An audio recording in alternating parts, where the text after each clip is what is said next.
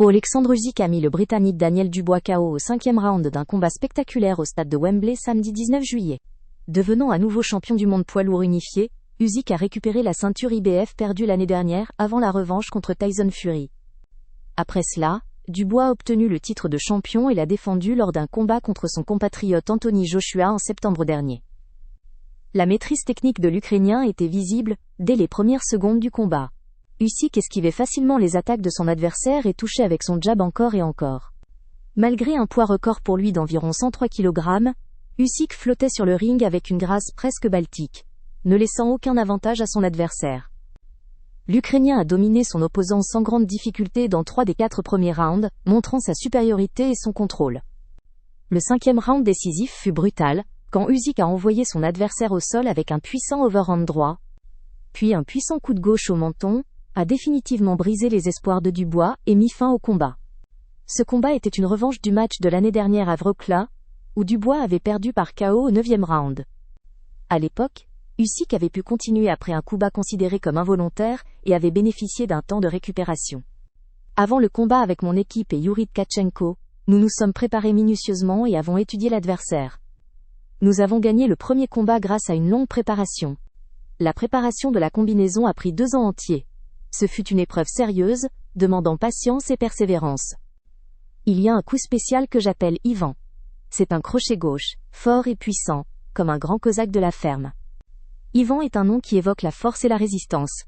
Ce coup symbolise la puissance et la confiance au combat. Maintenant, je veux me reposer. 3 mois et demi de préparation ont demandé beaucoup d'énergie. Je n'ai presque pas vu ma femme et ma famille. Chaque jour, je vivais avec une équipe de 14 personnes dans une même maison. Des mois d'entraînement ont créé une atmosphère particulière d'unité. Maintenant, je veux penser à l'avenir. Je continuerai la boxe et l'entraînement, mais le nom du prochain adversaire est encore inconnu. Le Royaume-Uni est devenu pour moi une seconde maison. C'est ici que j'ai obtenu mes premiers grands succès sportifs et titres. Ici, j'ai gagné le championnat d'Europe, participé aux Jeux Olympiques de Londres, rencontré de grands adversaires, et obtenu 3 titres de champion absolu. Je suis reconnaissant au Royaume-Uni pour tout. Ce pays est devenu une partie importante de ma vie et de ma carrière. Merci beaucoup. Les applaudissements accompagnent les mots de gratitude. C'est une reconnaissance du soutien et du respect de tous ceux qui ont cru en moi. Rustem Omerov, secrétaire du Conseil de sécurité nationale de l'Ukraine, est présent et exprime son soutien. Le président ukrainien Volodymyr Zelensky a proposé à la partie russe de se rencontrer la semaine commençant le 21 juillet pour discuter des possibilités d'établissement d'un cessez-le-feu. L'appel de Zelensky a été publié sur Telegram la veille au soir. Le secrétaire du Conseil de sécurité nationale, Omerov, a également annoncé la proposition de tenir la prochaine réunion la semaine suivante. Selon Omerov, il est nécessaire d'intensifier la dynamique des négociations. Il faut tout faire pour parvenir à un cessez-le-feu et à l'arrêt des assassinats. La partie russe doit cesser d'éviter les décisions concernant l'échange de prisonniers et le retour des enfants. La rencontre au niveau des dirigeants doit garantir une paix durable. L'Ukraine est prête pour une telle rencontre. Aujourd'hui, un rapport du ministre des Affaires étrangères ukrainien a abordé diverses questions, y compris les sanctions. Une attention particulière est accordée à la synchronisation des sanctions. Le nouveau paquet de sanctions de l'Union européenne doit recevoir le soutien d'autres pays européens hors UE. L'Ukraine poursuit le processus de synchronisation des sanctions dans ses juridictions et travaille de manière aussi rapide que possible sur le volet américain. Il existe des accords avec le président Trump qui doivent être mis en œuvre au plus vite. L'Ukraine est déterminée à être la plus productive possible. Cela concerne les accords sur la défense anti-aérienne, le nouvel accord avec l'Amérique et l'armement. L'Ukraine est prête à coopérer. L'Ukraine est prête à une coopération maximale dans les domaines militaires et diplomatiques pour assurer la sécurité et la paix dans la région. Il est important d'acheter les armes nécessaires et d'exporter vers les États-Unis des armements ukrainiens technologiquement avancés, principalement des drones, qui ont prouvé leur efficacité dans cette guerre en tant que protecteurs de vie. Nos structures gouvernementales ont considérablement intensifié le travail sur les drones intercepteurs. La signature de contrats supplémentaires est attendue dès la semaine prochaine. Lundi, le président américain Donald Trump a annoncé une ligne plus dure envers la Russie et un nouveau paquet d'aide militaire à l'Ukraine, incluant des systèmes anti-raquettes. Trump a donné à la Russie un délai de 50 jours pour accepter un cessez-le-feu, sinon des sanctions supplémentaires seront appliquées. Pendant ce temps, la rhétorique du Kremlin n'a pas changé. Poutine est prêt à un règlement pacifique. Mais l'objectif principal de Moscou est la destruction effective de l'État ukrainien.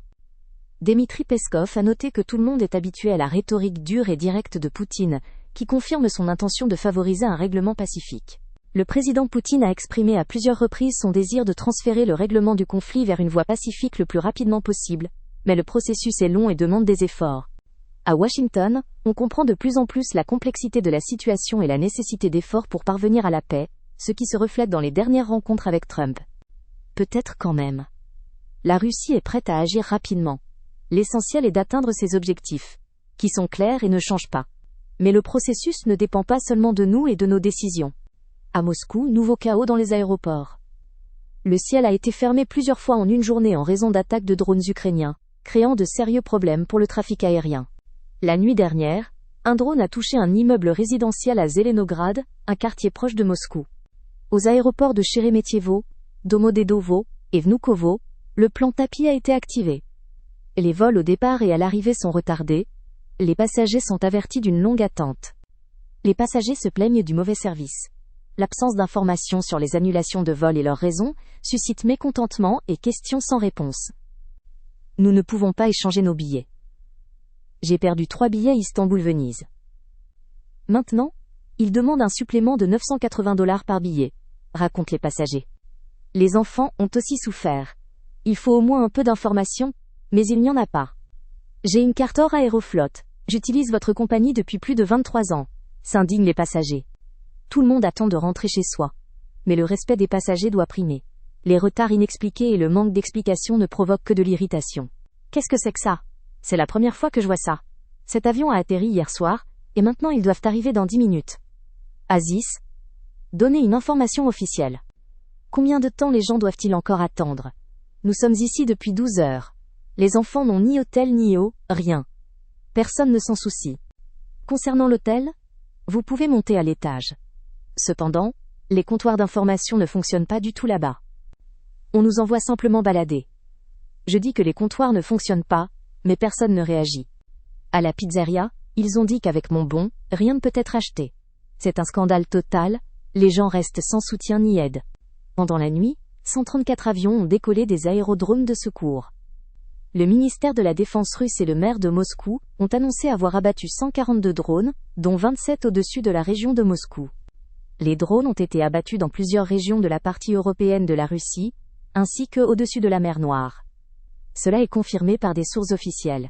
Rappelons que cette semaine, le Washington Post a rapporté une conversation téléphonique entre le président américain Donald Trump et Volodymyr Zelensky. Trump a demandé pourquoi l'Ukraine ne bombardait pas Moscou et Saint-Pétersbourg. Les aéroports ukrainiens sont fermés depuis le 24 février 2022. La Russie lance quotidiennement des centaines de drones et de missiles sur les villes ukrainiennes simultanément. Un nouvel incident grave dans l'aviation américaine. Lors du décollage d'un avion de la compagnie Delta Airlines à l'aéroport de Los Angeles, un des moteurs a pris feu. L'équipage a dû rapidement prendre des mesures d'urgence pour assurer la sécurité des passagers et éviter une catastrophe. Après le décollage de l'avion BOE 767-400, un événement d'urgence s'est produit. Des flammes sortaient, apparemment, du moteur gauche, lors de la montée au-dessus de Los Angeles. Les services d'urgence attendaient déjà sur le site d'atterrissage. Aucun rapport de blessés parmi les passagers et l'équipage n'a été signalé. L'administration fédérale de l'aviation des États-Unis, FAA, a lancé une enquête officielle pour déterminer la cause exacte de l'incendie du moteur de l'avion. Cet incident est devenu le deuxième cas d'incendie de moteur sur un avion Delta en 2025. Un cas similaire avait eu lieu en janvier. Le vol DL-105 sur Airbus A330 a été contraint de revenir à Atlanta après l'incendie du moteur, peu après le décollage. Personne n'avait été blessé à ce moment-là. Le dimanche 20 juillet, à l'occasion de l'anniversaire de l'alunissage en 1969, le pape Léon IV a visité l'Observatoire du Vatican. Il se trouvait dans la résidence d'été papale de Castel Gandolfo, où il a été présenté aux instruments astronomiques et a fait une visite guidée de l'observatoire. Le pape regardait avec intérêt à travers les télescopes, notamment il a pu observer le satellite de la Terre à travers 2 télescopes, le Carl Zeiss Dub Astrograph et le Zeiss Visual Refractor. L'Observatoire du Vatican est l'un des plus anciens observatoires en activité dans le monde. Son histoire a commencé en 1582. Il a été fondé en même temps que l'introduction du calendrier grégorien par l'Église catholique, un événement important dans l'histoire de l'astronomie et de l'Église. Aujourd'hui marque l'anniversaire de l'alunissage, survenu le 20 juillet 1969. Cet événement historique, a changé à jamais la perception de l'espace. Ce jour-là, les astronautes Neil Armstrong et Buzz Aldrin sont devenus les premiers hommes à poser le pied sur la surface de la Lune lors de la mission NASA à bord d'Apollo 11. La mission Apollo 11 est devenue l'une des plus grandes réalisations de l'humanité, un symbole du progrès technologique et du courage des explorateurs de l'espace. N'oubliez pas de vous abonner à la chaîne Un jour, de liker et d'activer la cloche pour ne pas manquer nos nouvelles vidéos sur l'espace et d'autres sujets intéressants.